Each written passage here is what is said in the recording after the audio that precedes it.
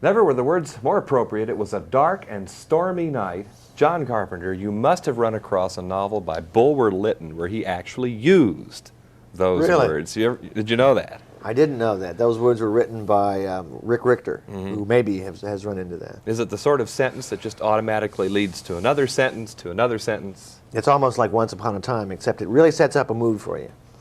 The mood this time around, however, as you've called it, is offbeat. It's a comedy. Have you wanted to do a slam bang comedy for some time? I really have wanted to do something nutball, you know, Nutball. really off the wall, but at the same time, I love to do a comedy and then fuse it with some tension and excitement and action, like a roller coaster ride. And this was the perfect vehicle for it. Culminating in a aerial combat, the likes of which we've not seen before. Did you say at one time, okay, let's go for it. I'm going to make people fly, whatever we have to do. Exactly. People are going to fly through the air and sword fight. But I also looked at the Chinese cinema, and I found in there that they got there a long time before I did. We just have never seen it in this country. So I took my inspiration from them. They have people leaping over mountains and flying through the air and fighting with even more inventive than we did, but I had to hold mine down just a little bit, but not too much. However, with the flight, what was it? The trampolines and It's a what was going combination on? of things. We built it up over a series of cuts where the motion from cut to cut carries you through. We had two acrobats who were on trampolines, who fly through the air like this, but the timing was, of course, the crucial thing. We can only imagine what chaos that must have meant sometimes on the set. Huh? Yeah, it was a lot of fun to watch. You hear about dramatic vehicles sometimes where people have to break it up a little bit on the set to keep fresh. Here, everything must have been crazy to begin with. Everything was crazy and everything was fast on this film. Excuse me. Well, that's your reputation for shooting fast anyway. And we had to move very rapidly on this movie in order to make the summer release date. So anytime things slowed down, I kept looking at the calendar and said, "Oh, let's go, guys. Let's go. Hurry up." Small wonder you like Howard Hawks. Now, I've seen Assault on Precinct 13, and a movie like this, I guess the fast-talking rhythms, what? Tell us about that connection. Well, Hawks did a couple of comedies, screwball comedies in the 40s, Bringing Up Baby and His Girl Friday. Right. And they are enormously fast films.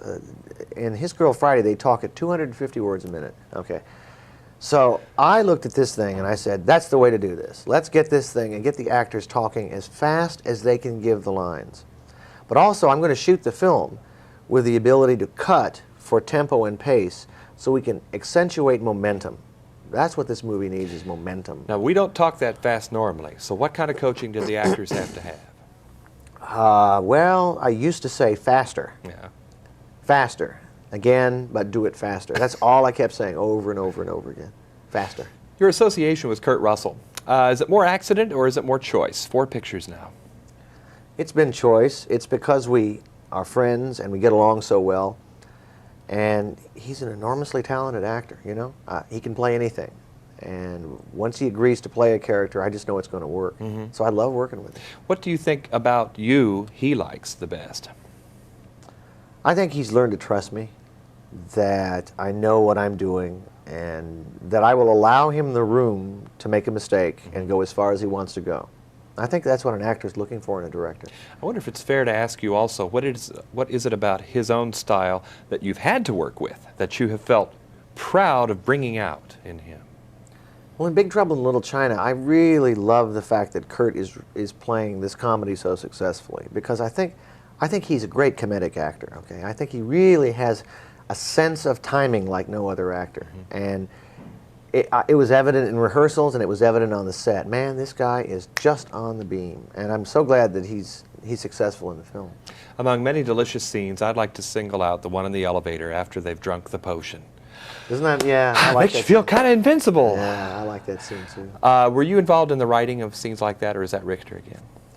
Well, I tell you what, we had a script that had 75–80% of the lines in it, but often we would interpret that, or we would just take off from it and make up stuff on our own. And sometimes we'd ad lib, and often it worked. That was one scene where we just said, "Okay, guys, you're all stoned. You've just had magic potion. Now let's go." With the variety of films now that you've produced, from ghost stories to slam bang adventures, where is John Carpenter in the middle of this? I mean, how do you define who you are inside? Tough question, I know, but No, it's actually a pretty easy question because the older I get, the more I understand of why I do what I do. I'm a filmmaker. I'm a storyteller. I'm a person who loves fantasy and who thinks, for me, telling fantasies, whether they're horror films or love stories or a film like Big Trouble in Little China, on the screen, that's what I do. That's what I do really the best. do you delight then in the responses of people when you're with them, when they watch your films? It's very important because you're making a film for an audience. Yeah. You want the audience to like it. But I found recently, this is my 11th movie as a director, and after all this time I realized that truly the most important thing is how I feel about the film at a certain point. If I'm proud of the movie and have a real good sense of it, then everything is okay. How about a small chamber drama sometime, like a Kaidan sort of thing, an Oriental ghost story, one room, couple of characters? One room and a couple characters. Could you do is all. something that? Well, it's a little scary because there are visual limitations to that. I would love to do a small film, okay? I don't know about one room, but a small film is very appealing now, especially after the work on this one. I'm tired. I guess 30 seconds maybe I've got left. You are a composer and a director. That's very unique. Charlie Chaplin did it, so why can't I? Chaplin didn't know music theory and composition. You do. Sort of. I can't read music, though. I just play it, and I sort of hear it, do it by ear. Is that maybe one of your private indulgences as a filmmaker with the music? I think that's the biggest indulgence I do. Is if they let me do the musical score, I'm happy. John Carpenter, film director, makes you kind of feel invincible. And from New York City with John, I'm John Tibbetts for KCTV5.